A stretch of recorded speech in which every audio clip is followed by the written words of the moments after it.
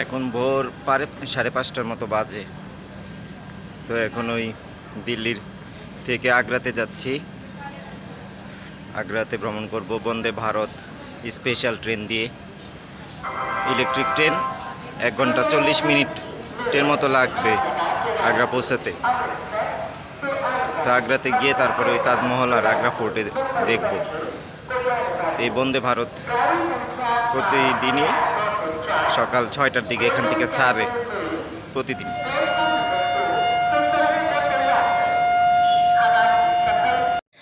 2019 সালের 15 ফেব্রুয়ারি প্রধানমন্ত্রী নরেন্দ্র মোদী নতুন দিল্লি রেলওয়ে স্টেশনে দিল্লি ও বারাণসীর মধ্যে প্রথম বন্দে ভারত এক্সপ্রেস উদ্বোধন করেছিলেন। বন্দে ভারত এক্সপ্রেস ভারতের একটি লোকাল ট্রেন যার গতি ঘন্টায় 20 কিলোমিটার। ভারতীয় রেল দ্বারা পরিচালিত নিকট পাল্লার semi high speed express train পরিষেবায় ব্যবহৃত বন্দে ভারত রেলগাড়ির সর্বোচ্চ বেগ 183 কিলোমিটার প্রতি ঘন্টা হলেও রেলপথ ও ট্রাফিকের সীমাবদ্ধতার জন্য রেলগাড়িটির সর্বোচ্চ পরিচালনা বেগ কোনো জায়গায় 160 কিলোমিটার প্রতি ঘন্টা এবং অন্য জায়গায় 110 থেকে 130 কিলোমিটার প্রতি ঘন্টা দেখা যায়। এটি আন্তনগর semi high speed rail. Chair car ও এক্সিকিউটিভ চেয়ার কার। এটা বিমানধর্মী ও ঘূর্ণয়মান আসন, এখানে অনবোর্ড ক্যাটারিং সিস্টেম এবং বড় জানালা। সেই সাথে আছে ওয়াইফাই, বৈদ্যুতিক আউটলেট, স্বয়ংক্রিয় দরজা, smoke alarm, CCTV camera, bio vacuum toilet, sensor ভিত্তিক কলের জল এবং রোলার ব্লাইন্ড। এই ট্রেনটি ভারতের দিল্লি, আজমির, যোধপুর, মুম্বাই, পুরী, হাওড়া, বেঙ্গালুর, মহীশূর, কাসারগড়, কাটরা, বারাণসী, পাটনা, রাঁচি, বিলাসপুর, নাগপুর এবং বিভিন্ন রুটগুলোতে চলতেছে। আমি ট্রেনে উঠে পড়লাম এবং আমার নির্দিষ্ট যে সিটের নাম্বারটা দেখে আমি সিটে বসে পড়ব। এখন আমি আমার সিট পেয়ে গেছি জানালার পাশেই। তো জানালাটা অনেক বড়, প্রতিটা সিটের পাশেই জানালা পড়ে, খুব সুন্দর। ট্রেনটি ছাড়ার কিছুক্ষণ পরেই ট্রেনের অ্যাটেন্ডেন্স নাস্তা দিয়ে গেল। এটা হচ্ছে চা বানানো, হচ্ছে দুধের গুঁড়া, বিস্কিটের প্যাকেট, সেই সাথে হাফ লিটার পানি আর গরম পানি দিয়ে গেল চা বানানোর জন্য। তো আমি এখন চা বানাচ্ছি গরুর দুধগুলো ঢেলে গরম পানির মধ্যে। আমি স্পুন দিয়ে নাড়াচাড়া করতেছি এখন চাটা। বা গরম গরম চা সকালবেলা খেতেই অন্যরকম। ট্রেনের মধ্যে অনেক ভালো লাগে আমার সবসময় ট্রেনের মধ্যে চা বা কফি খেতে।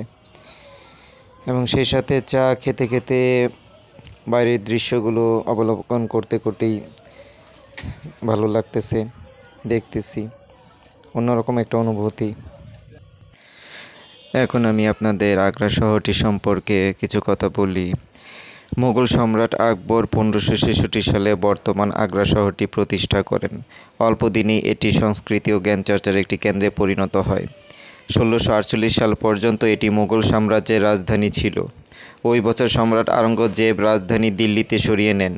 1803 সালে আগ্রা ব্রিটিশদের পদানত হয়। 1825 সাল থেকে একটি প্রাদেশিক রাজধানী ও প্রশাসনিক কেন্দ্র হিসেবে ভূমিকা পালন করে আসছে। আগ্রা শহরটি ভারতের রাজধানী নয়াদিল্লি থেকে প্রায় 203 কিলোমিটার দক্ষিণ-পূর্বে যমুনা নদীর তীরে অবস্থিত।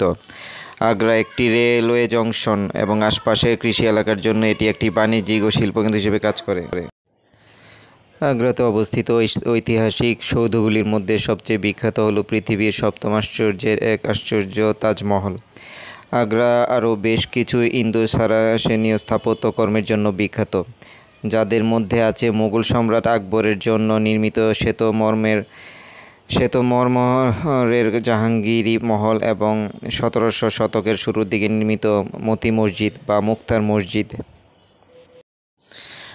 আমি সিট থেকে বেরিয়ে একটু ট্রেনের দরজার সামনে যাই, তো ওখানে দেখতে পাচ্ছি ট্রেনের যারা অ্যাটেন্ডেন্স আছে তারা কাজ করছে। বন্দে ভারত ট্রেনের ওয়াশরুমটা দেখাচ্ছি আপনাদের। ওয়াশরুমটা ছিমছাম, অনেক বড় আয়না সামনে, বেসিন আছে। তো এখানে অটো ফ্ল্যাশিং সিস্টেম, তো ভালোই, মোটামুটি ভালোই। 130 কিলোমিটারের উপরে বেগে ছেড়ে চলছে ট্রেন। গ্রামের পর গ্রাম ছেড়ে আগ্রার দিকে ছুটে চলছে ট্রেন। আগ্রা ক্যান্টনমেন্টে পৌঁছালাম, এখন নামছি বন্দে ভারত দিয়ে আগ্রা ক্যান্টনমেন্টে। নির্দিষ্ট সময়ের মধ্যেই আমি আগ্রা ক্যান্টনমেন্টে পৌঁছে যাই এবং আগ্রা ক্যান্টনমেন্ট থেকে এখান থেকে আমি যাব আগ্রা ফোর্ট রেলওয়ে স্টেশনে। ওখানে আরেকটা রেলওয়ে স্টেশন আছে, ওখানে যাব। ওই আগ্রা ফোর্ট স্টেশন থেকে আমি সন্ধ্যা 7টার দিকে যাব আজমিরে আর কি, শিয়ালদা এক্সপ্রেসের মাধ্যমে। তো এটা আমি ঢাকা থেকেই টিকিট আগেই কনফার্ম করে আসছি। তো এখন এখানে আমার সন্ধ্যা 7টা পর্যন্ত থাকতে হবে আগ্রাতে। তো এর মধ্যে আমি আগ্রার বিভিন্ন দর্শনীয় স্থানগুলো ঘুরে নিব। তো স্টেশন এখান থেকে চলে যাব আগ্রা ফোর্ট স্টেশনে। আগ্রা ক্যান্টনমেন্ট রেলওয়ে স্টেশন থেকে বের হলেই আপনি দেখতে পারবেন যে এখানে বিভিন্ন ধরনের অটো, সিএনজি এবং গাড়ি এখানে আছে এবং বিভিন্ন গন্তব্যে যাওয়ার জন্য আর কি এখান থেকে আপনি নিয়ে যেতে পারবেন ভাড়া, অথবা আরেকটু কষ্ট করে মেন রাস্তার সামনে গেলে আরও কম খরচে আপনি গাড়ি ভাড়া করতে পারবেন বা অটো ভাড়া করতে পারবেন। আমি মেন রাস্তায় গিয়ে যাওয়ার পরে একটা অটোর সাথে দর কষাকষি করলাম, কারণ ওনারা প্রথমেই অনেক টাকা চায়, ভাড়া চাই অনেক। তো সেই ক্ষেত্রে দর কষাকষি করে এখন আমি আগ্রা ফোর্ট রেলওয়ে স্টেশনের দিকে যাচ্ছি। তো 100 রুপি, এখান থেকে 100 রুপিতে ভাড়াতে নিলাম অটো এবং আগ্রার মেন রাস্তা দিয়ে বিভিন্ন সাইট দেখতে দেখতে যাচ্ছি। আগ্রাটা মূলত অন্য জায়গা থেকে অনেকটুকুই পরিষ্কার দেখা যাচ্ছে। রাস্তাঘাট খুব সুন্দর, পরিষ্কার, মোটামুটি নিট অ্যান্ড ক্লিনই আছে। তো ভালো লাগতেছে। দেখতে দেখতেই চলে আসলাম আগ্রা ফোর্ট রেলওয়ে স্টেশনে। এটা আগ্রা ফোর্ট রেলওয়ে স্টেশনের ভিতরের সাইড। এখানে লাগেজ লকার রুম আছে। এখানে আমি আমার লাগেজগুলো সব লকার রুমে টিকিটের মাধ্যমে রেখেছি। যেহেতু আমি হোটেল উঠবো না, তাই আমি 12 ঘন্টার জন্য এখানে লকার সিস্টেম আছে আর কি। আপনি ব্যাগ, লাগেজ যে কোনো কিছু আপনি নিরাপদে রাখতে পারবেন এবং এটা প্রতিটা স্টেশনে এই সুবিধা আছে ভারতের। আগ্রা ফোর্টের স্টেশন থেকে বের হলাম, সামনের সাইড এটা। যেহেতু আমার আগ্রা ফোর্ট স্টেশন থেকে পাশে যে এটিএম বুথ ছিল, সেখান থেকে আমি কার্ডে টাকা উঠাতে পারিনি, তাই মানি এক্সচেঞ্জে গিয়ে ডলার ভাঙিয়ে সেখান থেকে এখন আমি তাজমহলের দিকে যাচ্ছি। দেখতে দেখতেই তাজমহল গেটের এন্ট্রির সামনের রাস্তায় চলে আসছি। এটা হলো তাজমহলের এন্ট্রি গেট। এখান থেকে তাজমহলে এই এন্ট্রি গেট দিয়ে ঢুকে এর পাশেই আছে হচ্ছে মেট্রো স্টেশন তাজমহল। এই এন্ট্রি গেট দিয়ে ঢুকতে হয়।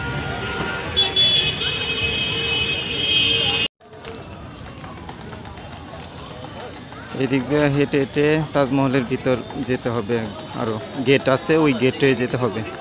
সেখান থেকে ম্যানুয়ালি টিকিট কাটা যাবে, অনলাইনে কাটা যায়, কিন্তু আমার সার্ভারটা আসতেছিল না লাইনটাতে ঠিক মতো, নেট পাচ্ছি না, সেজন্য দেখি এখন ম্যানুয়ালি কাটবো। তো অনেকে হেঁটে যাচ্ছে, হেঁটে হেঁটে 300 মিটার এখান থেকে দূরত্ব, তো 5-7 মিনিটের রাস্তা আর কি, সেখান থেকে যেতে হবে।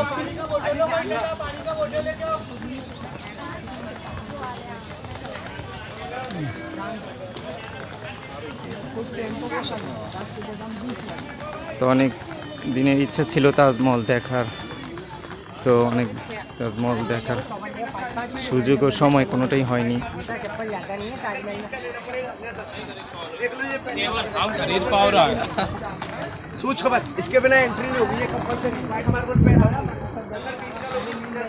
পরবর্তী ভিডিওতে আপনারা তাজমহল সম্পর্কে বিস্তারিত দেখতে পাবেন।